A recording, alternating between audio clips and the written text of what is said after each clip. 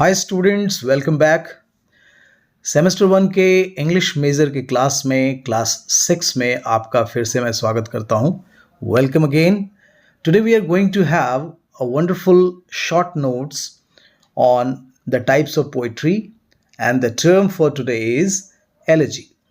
तो एलिजी है क्या और इसका एक शॉर्ट नोट्स हम लोग देखेंगे जो एग्ज़ाम में आपके लिए बहुत ही इम्पॉर्टेंट है।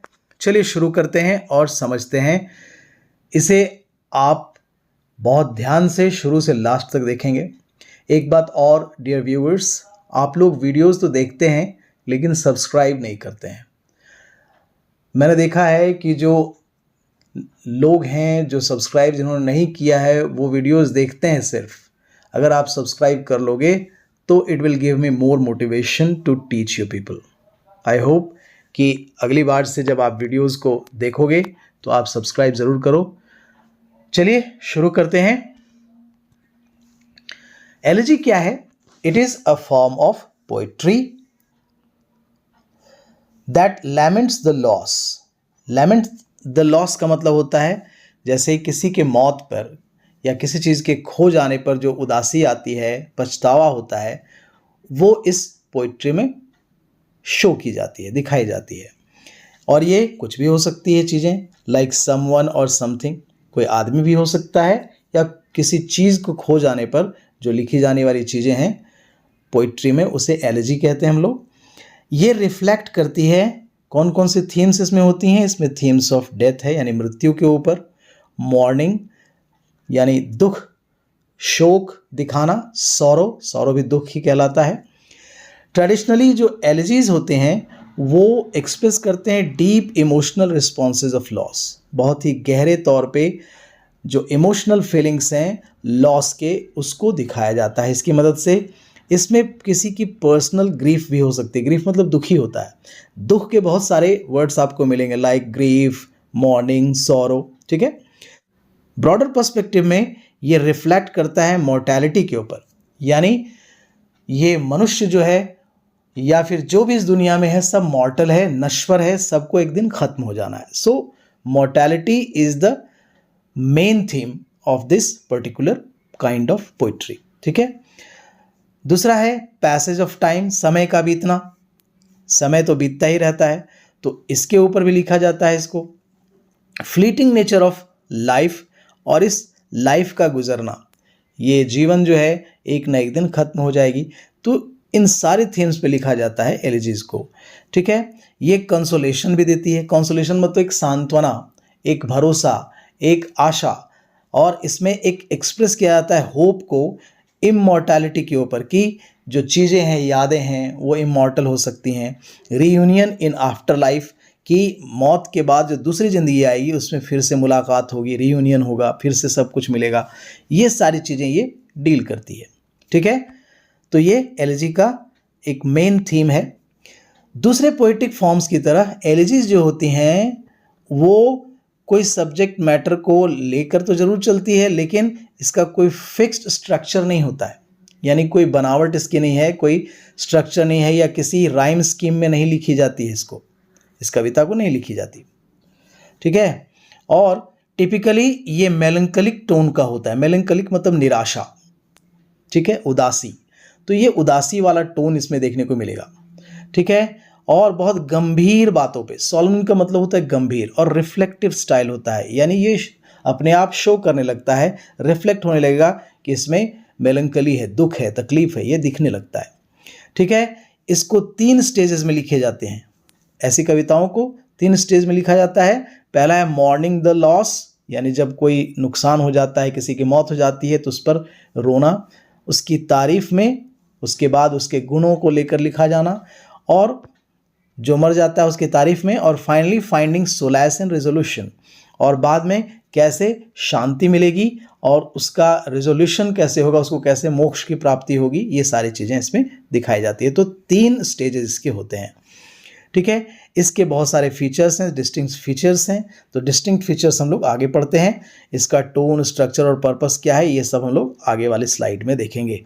ठीक है। तो कौन कौन सी कैरेक्टरिस्टिक्स हैं, आप चाहें तो सिर्फ कैरेक्टरिस्टिक का पहला जो लाइन है उसे लिख सकते हैं अगर लंबा लग रहा है, नहीं तो आपको समझाने के लिए मैंने इसको पूरा लिखा है।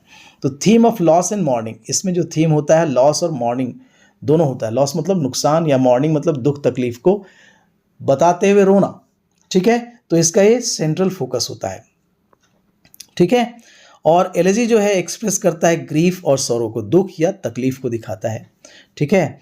और ये क्यों होता है? Due to the death of a person, किसी व्यक्ति की मौत के बाद हो सकती है चीज़ें। लॉस ऑफ समथिंग चेरिस्ड, जिससे बहुत प्यार है, लगाव है। चेरिशिंग होता है कोई, चेरिशिंग का मतलब होता है बहुत ज़्यादा लगाव रखने वाला। और ब्रॉडर रिफ्लेक्शन ये दिखाता है मॉर्टैलिटी के ऊपर, यानी यह पूरा जो ब्रह्मांड है, ये जो यूनिवर्स है वो मॉर्टल है, इस चीज़ को लेकर एक ब्रॉडर पर्सपेक्टिव में इसको लिखा जाता है।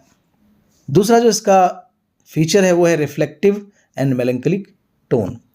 ये अपने आप रिफ्लेक्ट होने लगता है और इसमें सैडनेस और मेलंकलिक टोन दिखाई पड़ता है, ठीक है। तो एलेजीज जो हैं वो बहुत गंभीर मुद्दों पर लिखी जाती हैं, कंटेम्पलेटिव होती हैं, यानी एक लंबे समय तक चलने वाली और बहुत गंभीर। कंटेम्पलेटिव मतलब गंभीर, जहाँ पर एक गहराई वाली चीज़ दिखाई पड़ेगी, ऐसा टोन दिखाई पड़ता है। और इमोशनल वेट ऑफ लॉस, एक भावनात्मक लगाव किसी से जो होता है और उसके जाने पर जो दुख होता है वो दिखाया जाता है इसमें। और ये हमारे अंदर इवोक करता है, पैदा करता है सैडनेस को, चाहत को और खुद के अंदर झांकने को, यानी इंट्रोस्पेक्शन करना, ये खुद के अंदर महसूस करना कि आखिर ये सब क्यों हो रहा है, ठीक है।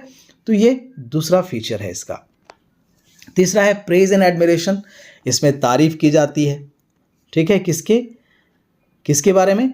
तो जो व्यक्ति चला गया उसके गुणों की तारीफ, उसके एकम्प्लिशमेंट्स की तारीफ, उन्होंने जो उपलब्धियां हासिल की हैं उसकी तारीफ, चाहे वो कोई कैरेक्टर हो सकता है या जो मर गया उसके बारे में, ठीक है। ये जो पार्ट है वो एक मेमोरी तैयार करता है और उसके सम्मान में ये सारी चीज़ें होती हैं, ठीक है। और ये सब्जेक्ट ऑफ एलेजी माना जाता है, उस एलेजी का मुख्य बिंदु जो होता है और सब्जेक्ट जिसको कह सकते हैं वो माना जाता है। यहाँ HONOUR होगा, ठीक है। यहाँ ऑनर का स्पेलिंग आप लोग देख लेना, HONOUR, टाइपिंग मिस्टेक है। सर्च फॉर कॉन्सोलेशन, यानी कॉन्सोलेशन का मतलब क्या है? सांत्वना देना, किसी को धैर्य देना। तो इसमें सर्च ऑफ कॉन्सोलेशन भी दिखाया जाता है, ठीक है। एलेजीज जो है इसकी शुरुआत दुख से भले होती है और अंततः इसका मुख्य उद्देश्य है किसी को कंफर्ट देना, यानी आराम देना, समझाना, बहलाना और इस चीज़ को एक्सेप्ट करना कि जो हुआ ये विधि का विधान है। तो एक फेथ, नेचर और बिलीफ आफ्टर लाइफ, यानी कि मौत के बाद दूसरी ज़िंदगी होती है, इस चीज़ को दिखाना भी ये एक थीम होता है इसका एक फीचर होता है। और ये जो पोएट है, offering the poet and the reader a sense of closure, और अंततः पोएट को, यानी पोएट खुद को या जो पढ़ने वाले जो रीडर्स होते हैं उसको यह बता दिया जाता है कि अब धैर्य रखो, सब कुछ आगे जाकर ठीक हो जाएगा, ठीक है। So this is the next feature. अगला है universal reflection on life and death. ये बताना कि ये यूनिवर्सल है, life and death can never be escaped, इससे बचा नहीं जा सकता है, ठीक है। पर्सनल मॉर्निंग इसमें होती है। पर्सनल मॉर्निंग मतलब खुद व्यक्ति दुखी होता है, इसको उसके बारे में याद करके रोता है।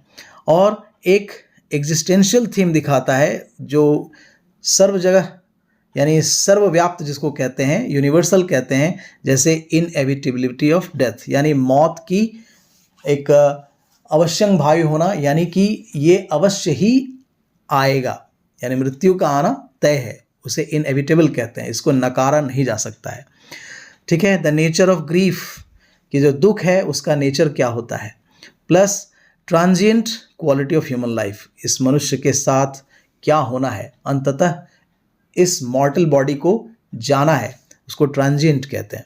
तो इस तरीके से यूनिवर्सल रिफ्लेक्शंस होते हैं, इसमें ये थीम होता है।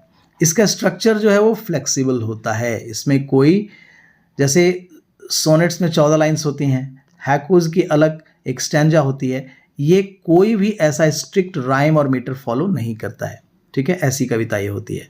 और जबकि ट्रेडिशनली 3 पार्ट में इसको लिखा जाता है, lament, praise and consolation, 3 stages हैं, इसका एक स्ट्रक्चर होता है।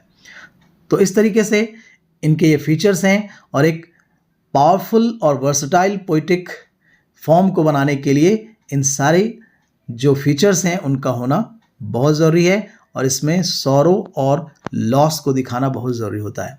यहाँ कुछ एग्जाम्पल्स हैं। पहला एग्जाम्पल है लिसिडास का, जिसे जॉन मिल्टन ने लिखा in the memory of Edward king. ठीक है। ओ कैप्टन माई कैप्टन, ये वॉल्ट विटमैन ने लिखा और ये एलेजी जो है वो प्रेसिडेंट अब्राहम लिंकन के डेथ पर लिखी गई। इन मेमोरियम AHH, या केवल इन मेमोरियम आप कह सकते हैं, अल्फ्रेड लॉर्ड टेनिसन ने इसको लिखा है in the memory of poets close friend, यानी टेनिसन के बहुत ही क्लोज फ्रेंड थे आर्थर हेनरी हेलम, इसलिए AHH लिखा हुआ है, यानी उनकी याद में। तो इस तरीके से कुछ एग्जाम्पल्स हैं। So dear students, I hope कि अब आप समझ गए होंगे कि ये जो एलिजीज हैं इनके फीचर्स क्या क्या होते हैं और ये कैसे सॉरो और लॉस को दिखाते हैं और इसके एग्जाम्पल्स कौन कौन से हैं। चलिए मिलते हैं जल्द ही दूसरे वीडियो में। Till then bye bye.